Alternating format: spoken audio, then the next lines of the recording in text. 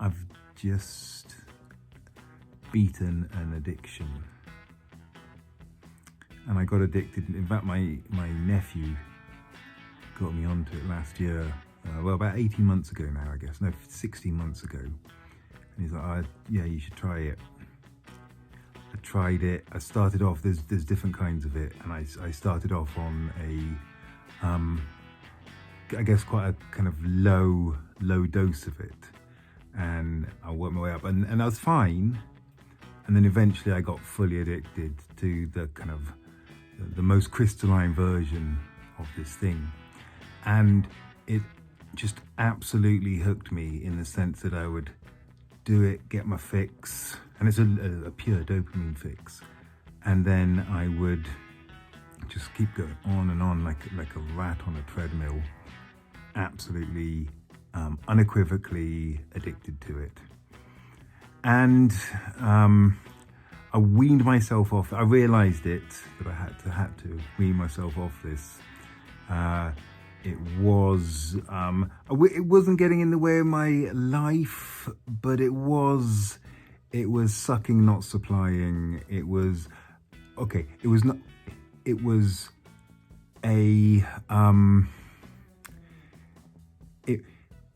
in terms of our lives, we have an investment that we make of our time and we get some kind of return on that.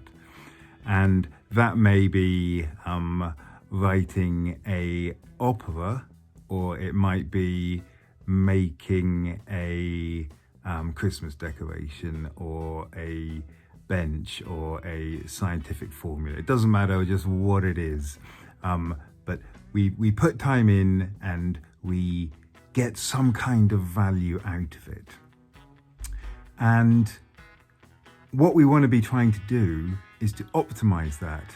So, and we know there are many times in our lives when we don't optimize that. We know that when we're sitting there just kind of idly watching a screen with something on it, that we're not. Sometimes we watch screens and we're totally engaged and we are completely supplying and sweet and all of this. But often, I'm sure most of us have had this thing where we're completely sucking. We're just not in any way spending our time well. You know, time is the most precious thing. And if you picked any being who had ever lived and said, listen, this is this guy here at this particular moment playing Bloons Tower Defense Battle 6, is he sucking or supplying? And this could be probably a Neanderthal, definitely someone from the year 30,000, and definitely anyone from right now. I think we'd all be able to say at some points, wow, that guy is really enjoying that. He is thriving, he's challenging himself, and when he gets that victory that he's kind of won, that's a real thing, and that is a sweet thing. And that is the same thing as, I'm sure, scoring a goal in the World Cup final or scoring a goal in the Little League final or whatever. It doesn't, it's the same thing, isn't it? And it's all tied in, of course, to ego and these feedback loops, but that's not really relevant here. What's relevant is that you do get genuinely sweet moments from Bloons games. You just do. They are deep games. They are strategically rich, tactically rich, and they absolutely produce these sweet moments of victory, as does any good game. And I'm sure chess does. Chess also. The difference is really chess produces sweet moments of loss. There is something there. I don't know. I'm not going to go down that route anyway. I'm going to stay on Bloons. So these moments are there. It's not completely mindless. But the point is that the time investment to get those moments is so disproportionate to the actual value of those moments. And that how you value those moments, this is not me saying to anyone, oh, this is how you should value your time. You should not do this. I'm not saying that at all. I'm talking about me and my addiction to Bloons. And I'm saying that I know that when I look back on my life in Bloons, over the last year that most of that time will be of a lesser value than I would really want on average. I think that's a fair thing, that it is not a kind of wholesome spend of my time. That the future me, when I'm on my deathbed at the ripe old age of whenever, or when I see the bus and my life is flashing through my eyes tomorrow. Let's touch wood not, but I'm not going to be thinking that was time well spent. In the same way as when I had my funny cat video realization about 5 years ago, sitting in bed on a Sunday morning, and I just watched an hour of YouTube videos or Facebook videos in that constant stream, and it was completely, and I realized that I was like, what a waste of time that was. And since then I've always wanted to avoid that, but because this game has all these kind of intellectually challengingly kind of chessy kind of things, it's you kind of trick yourself into spending extra time on it, and then you get the dopamine hook, and it's for me personally, it really hits my sweet spot of investment, reward, challenge, loss. I guess everyone has a different sweet spot for this. We must do, but it's a hard thing to justify spending your time on something like that. I find it, I philosophically, I wrestle with it.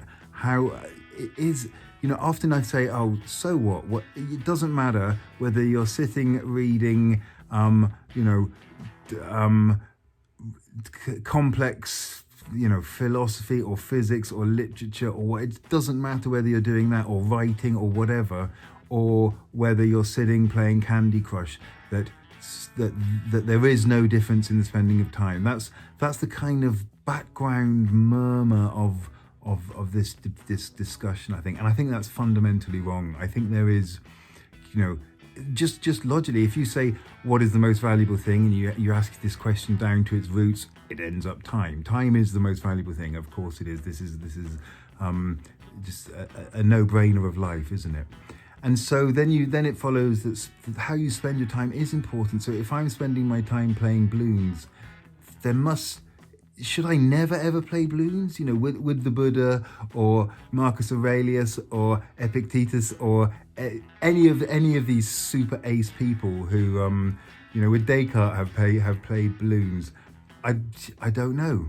And I guess Bloons is a stand-in for whatever it is that hooks us. It could be Instagram or YouTube or anything that gets us into that reward self-feedback cycle that's got the ego tie-in. It's a very addictive mind soup that we all sip daily. I don't know. I'm kind of rambling about it, but I find it fascinating. I think I have got over my Bloons Tower Defense Battles addiction.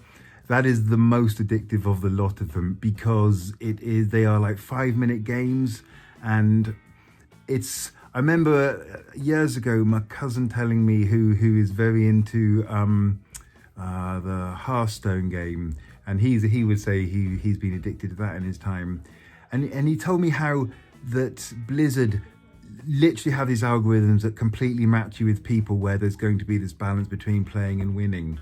And I stopped playing it since then. And I did try again recently, but I stopped playing it because it seems that makes the game inherently pointless. Rather than playing random people, you're always going to pay people about your level. Or if you're on a winning streak, you're going to play people harder than you, so they beat you and you lose your winning streak.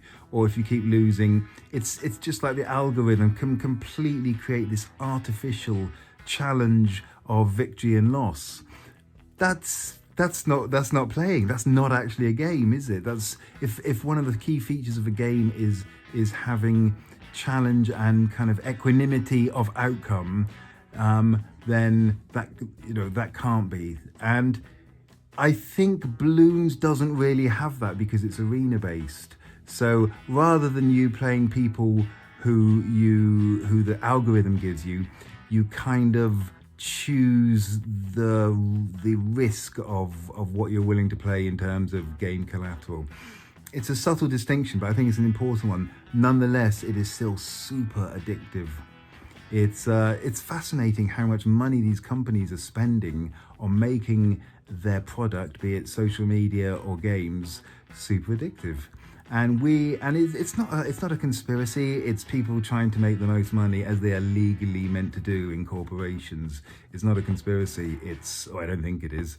It is evolved from this competitive system of how to make the most money out of our computer games. And I've designed commercial games that, properly. I totally kind of get the background of this, but now it's so advanced and it's only going to get better with data mining and AI on this, that these things are only going to become more compulsive and addictive. I think there's a distinction between compulsion and addiction. I might be wrong on there, but I think addictive is more habitual, compulsion is more considered. That's my distinction. I might be very wrong. Anyway, I've rambled on for 11 minutes 31 seconds about this. Maybe not, because I'm going to cut the beginning of that.